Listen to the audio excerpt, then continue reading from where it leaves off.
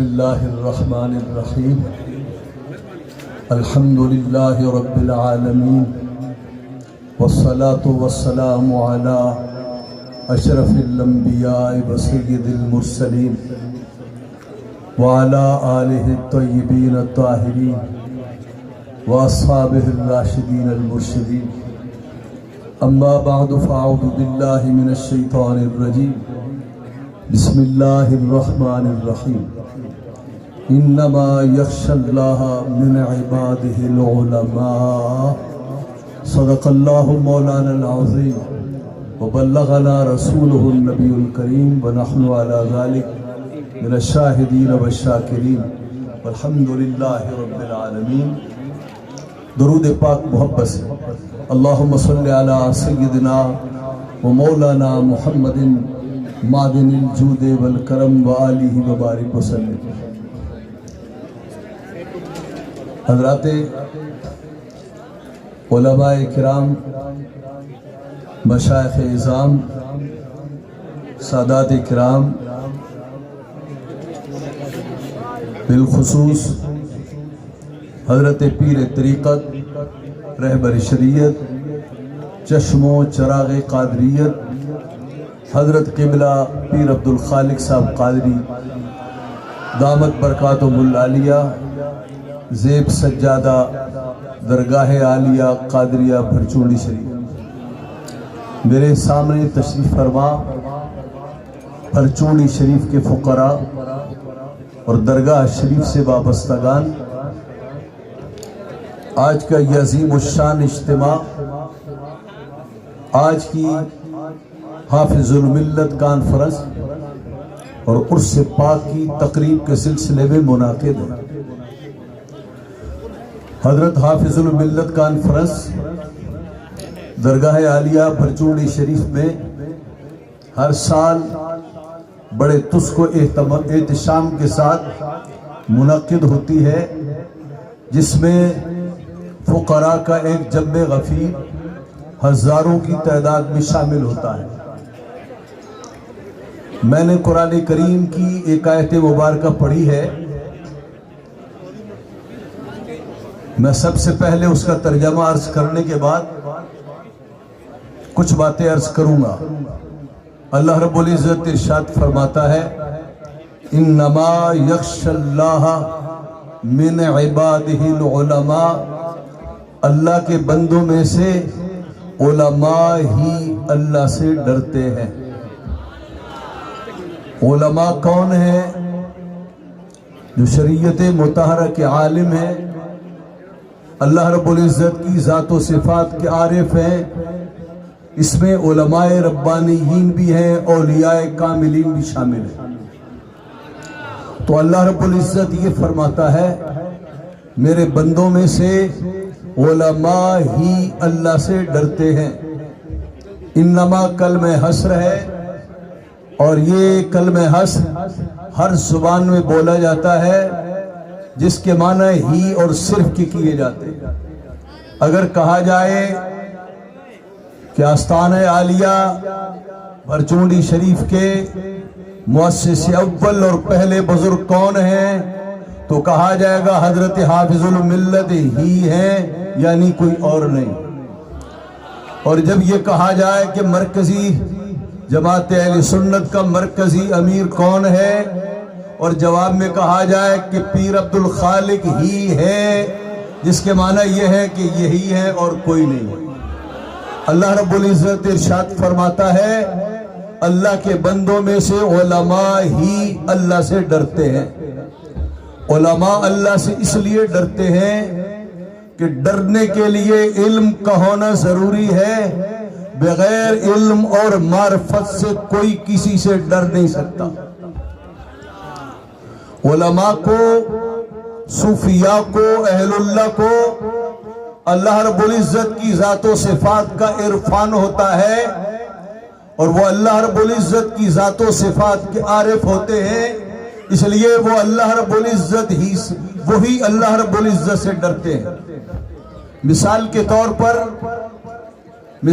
طور پر فرض کیجئے کہ اس مجمع میں کوئی شرارت کرے اور سانپ ڈال کر بھاگ جائے، میرے خیال میں مجھ سمیت کوئی آدمی یہاں موجود نہیں رہے گا، ہر آدمی بھاگ کھڑا ہوگا۔ لیکن اگر 4 سال کا بچہ ہو اور 3 سال کا بچہ ہو، وہ میدان میں اکیلے رہ رہا ہے، اس کے سامنے سانپ ہے، سارے بڑے بڑے ڈر کے مارے اٹھ کے چلے گئے، لیکن وہ 3 سال کا بچہ میدان میں موجود رہا، بلکہ وہ سانپ کو پکڑنے کی کوشش کرتا ہے۔ ایک آدمی جو اس منظر کو دیکھ رہا تھا، اس نے تبصرہ کیا، اس نے کہا یہ جتنے داڑھی والے ہیں، یہ جتنے بڑی عمر کے لوگ ہیں، نوجوان ہیں، یہ سارے کے سارے بزدل ہیں، یہ سارے میدان کو چھوڑ کر بھاگ کھڑے ہوئے، ان میں صرف ایک بچہ ہے جو بہادر ہے، دیکھو وہ سانپ کے آگے بڑھ رہا ہے، بھاگنے کی کوشش نہیں کرتا۔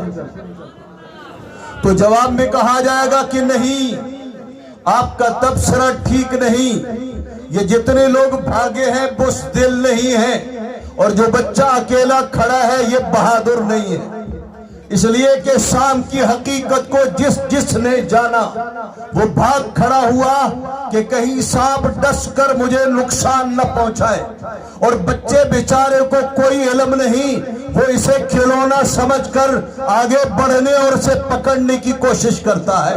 معلوم یہ ہوا کہ ڈر بغیر علم کے نہیں ہو سکتا، ڈر ہوگا، علم ہوگا تو ڈر ہوگا، اور اگر علم نہیں ہوگا تو ڈر نہیں ہوگا۔ تو یہ جو علماء ہیں، یہ اللہ رب العزت کی ذات و صفات کا عرفان رکھتے ہیں، اس لیے وہ اللہ رب العزت سے ڈرتے ہیں۔ لیکن سوال یہ پیدا ہوتا ہے کہ بہت سے ایسے علماء بھی ہم نے دیکھے جو شریعت کے عالم ہیں اور ان میں خوف خدا نام کی کوئی چیز نہیں۔ ایسے علماء بھی دیکھے جن کو علماء سو کہا جاتا ہے، شریعت پڑھی ہے لیکن عمل کے لحاظ سے وہ شریعت سے بیگانے ہیں۔ دین متین کے اخلاق و اقدار کا مطالعہ ہے لیکن اس سے کوسوں دور ہے، تو بتائیے اگر علم کی وجہ سے آدمی ڈرتا ہے اللہ سے، تو پھر ہم نے ایسے علماء سو بھی دیکھے زمانے میں ان کے علم کا بڑا نام ہے لیکن وہ اللہ رب العزت سے نہیں ڈرتے، وہ اللہ سے بے خوف نظر آتے۔ علماء نے کہا ایک چیز اور ایڈ کی جائے، اللہ سے ڈرنے کے لیے اور کسی سے ڈرنے کے لیے صرف علم کافی نہیں، توجہ فرمائیے، اللہ رب العزت سے ڈرنے کے لیے، کسی چیز سے ڈرنے کے لیے صرف علم کافی نہیں بلکہ قرب بھی ضروری ہے۔ جو علماء سو ہیں انہیں علم ہے لیکن اللہ کا قرب حاصل نہیں، لیکن جو علماء ربانیین ہیں، اولیاء کاملین ہیں، انہیں اللہ کا علم بھی ہے اور اللہ کا قرب بھی حاصل ہے، اور بغیر قرب کے کوئی نہیں ڈرتا۔ میں اس کی مثال پیش کرتا ہوں۔ ہمارا جو وزیر اعظم ہے، ہمارا جو وزیر اعظم ہے، پورا پاکستان اس سے تنگ ہے، مہنگائی کی وجہ سے، نوکریاں نہ ملنے کی وجہ سے، جھوٹے وعدوں کی وجہ سے، بد امنی کی وجہ سے، یہود و نصارہ کی ایجنٹی کی وجہ سے، جھوٹے وعدوں کی وجہ سے پورا پاکستان ہمارے وزیر اعظم سے تنگ۔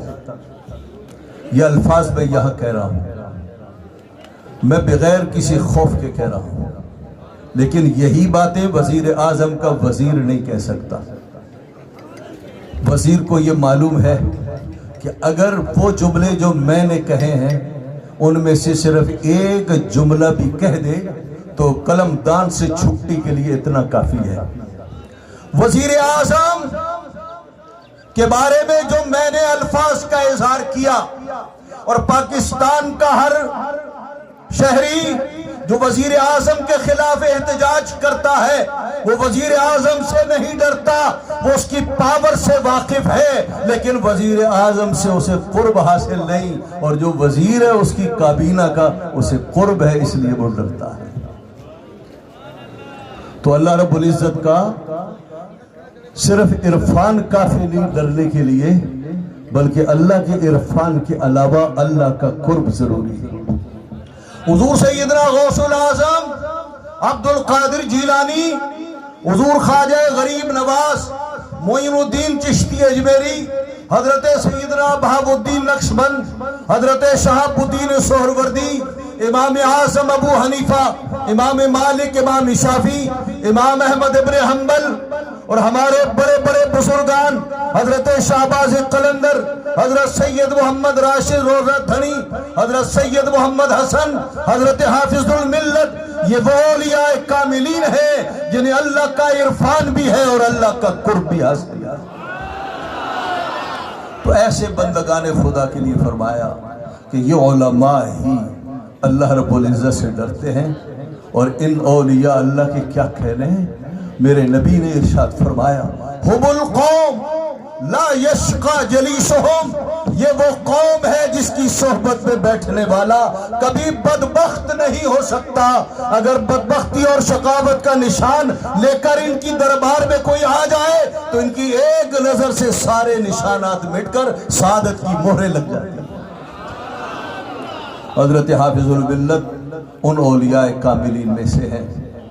حضرت حافظ الملت ان مرشدین میں سے ہیں، ان کاملین میں سے ہیں، ان عارفین میں سے ہیں، اور اس امت کے کاروان تصوف کے وہ سرخیل ہیں کہ یہ روحانی امراض کے طبیب ہیں۔ اپنی نظر سے دل کے مریضوں کا علاج فرماتے ہیں۔ ان کا جو کلام ہے وہ مریض قلب کے لیے دوا رکھتا ہے، اور ان کی ایک نظر شفا کی حیثیت رکھتی ہے۔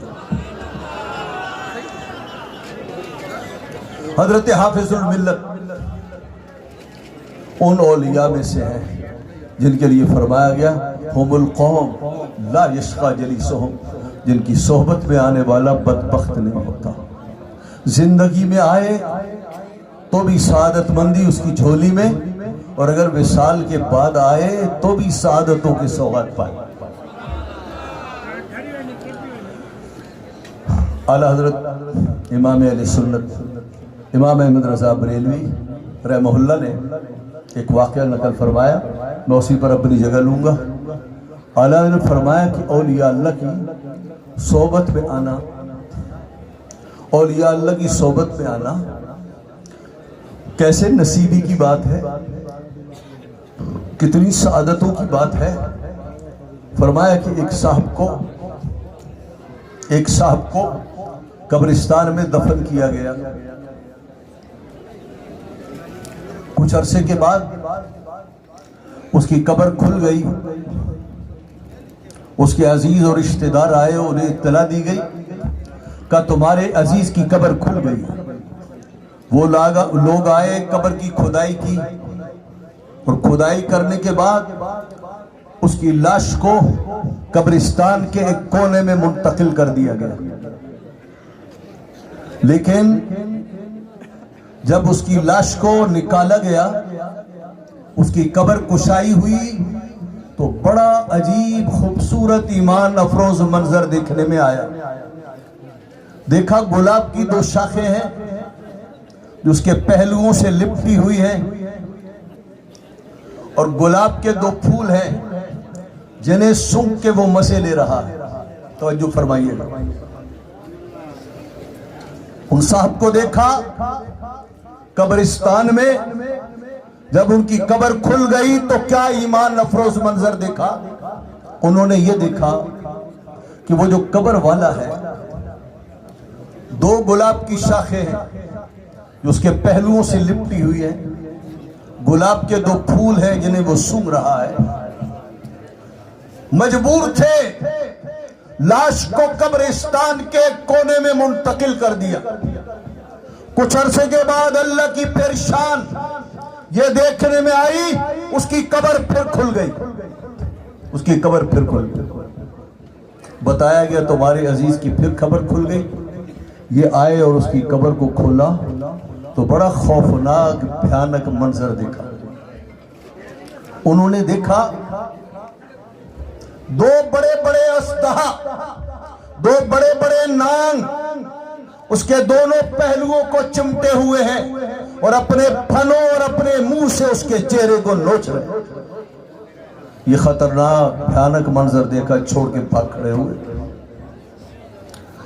اس شہر میں ایک صاحب دل رہتا تھا، اس سے پوچھا گیا ہمارا عزیز اس کا کیا معاملہ ہے؟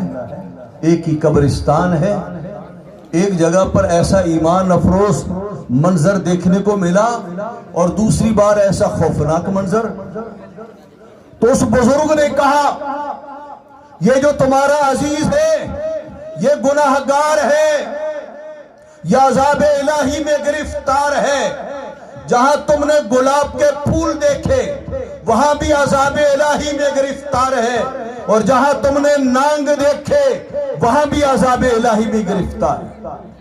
فرق یہ ہے کہ جہاں تم نے نانگ دیکھے وہ عذاب الہی اصلی شکل میں موجود ہے، اور جہاں تم نے گلاب کے پھول دیکھے وہاں بھی عذاب الہی ہے، لیکن تمہارے اس گناہگار کے پہلو میں ایک اللہ والے کی قبر ہے، اور جو اللہ کی انوار اور رحمتوں کی بارش اس ولی کی قبر پر برستی ہے، دو تین چھینٹے تمہارے اس گناہگار عزیز کی قبر پر برستے ہیں، اللہ کا وہ عذاب رحمت سے بدل جاتا ہے، وہی ناک گلاب کی شاخوں میں بدل جاتا ہے۔ اس لیے نبی پاک صلی اللہ علیہ وسلم نے فرمایا ادفنوا موتاکم واستقوا من صالحین، جب بھی اپنے مردوں کو دفن کرو صالحین کے قرب و جوار میں دفن کرو تاکہ ان کی قرب کی برکتیں تمہارے عزیزوں کو ملے۔ آپ نے دیکھا مولوی اشرف علی تھانوی نے لکھا کہ میں نے لاہور میں ایک دفعہ یہ آئے مریض ہو کر کہنے لگا کہ میں نے کہا کہ جاتے ہیں قبرستان میں، فقیروں کی قبروں پر بھی گئے تھانوی صاحب اور امیروں کی قبروں پر بھی گئے، کہنے لگے میں نے فقیروں کو قبر کے اندر سے امیر پایا اور میں نے امیروں کو فقیر پایا۔ ان بزرگان دین کے آستانوں کا عالم یہ ہے کہ بڑے بڑے گورنر والیان ریاست ان کے قدموں میں سونے میں عافیت سمجھتے ہیں، معلوم یہ ہوا یہ دنیا دار بھی سمجھتے ہیں۔ یہ گدڑی فقیر جن کی گدڑیوں میں موتی ہیں اور جن کی گدڑیوں میں بہت ہی قیمتی موتے اور ہیرے ہیں، ان کے قدموں میں سونا بہت بڑی سعادت ہے۔ اس لیے ہر آدمی کی آرزو ہوتی ہے مجھے حافظ الملت کے قریب قبرستان میں دفن کیا جائے تاکہ جو رحمتیں ان کے مزار پر انوار پر برس رہی ہیں اس کا حصہ مجھے بھی مل سکے۔ یہ جو ہم ذکر کر رہے ہیں، یہ جو ہم خاصان خدا کا ذکر کر رہے ہیں، یہ بھی اللہ کی رحمت ہے۔ تنزل الرحمہ عند ذکر صالحین، جہاں صالحین کا ذکر کیا جائے وہاں اللہ کی رحمتوں کا نزول ہوتا ہے۔ حافظ الملت کا ذکر کیا جائے تو رحمت خداوندی کا نزول ہوتا ہے۔ جہاں حافظ الملت خود تشریف فرما ہے وہاں نزول رحمت حق کا کیا انداز ہوگا۔ اللہ رب العزت اس مزار پر انوار کو ہمیشہ کے لیے سلامت رکھے، اور ہمارے پیر صاحب کو حضرت شیخ المشائخ پیر عبد الخالق صاحب کو اللہ رب العزت سلامتی عطا فرمائے۔ یہ اپنے اجداد اور اپنے آبائے کرام کے لیے وہ کام کر رہے ہیں جو لائق جانشینوں کو اللہ رب العزت یہ عطا فرماتا ہے اعزاز۔ ہمارے ہاں عرس ہوتے ہیں، بیان اور تقریر کے بعد سب کچھ چلا جاتا ہے۔ یہ ابھی میں نے حضرت حافظ الملت رحمت اللہ تعالی علیہ کی ہمارے عزیز مولانا حافظ اللہ بخش صاحب کی ترتیب دی ہوئے کنز الامت کے نام سے 65 احادیث طیبہ جنہیں حضرت حافظ الملت نے جمع کیا، یہ کتاب پڑھنے کے لائق ہے۔ یہ پیر صاحب پرچونڈی شریف نے جو یہاں دارالعلوم قائم کیا، اور یہ جو سینکڑوں مدارس ہیں یہ سب حضرت حافظ الملت کی نظر کی برکتیں ہیں، اور حضرت پیر صاحب کو اللہ رب العزت اور زیادہ توفیق عطا فرمائے۔ وآخر دعوانا الحمدللہ۔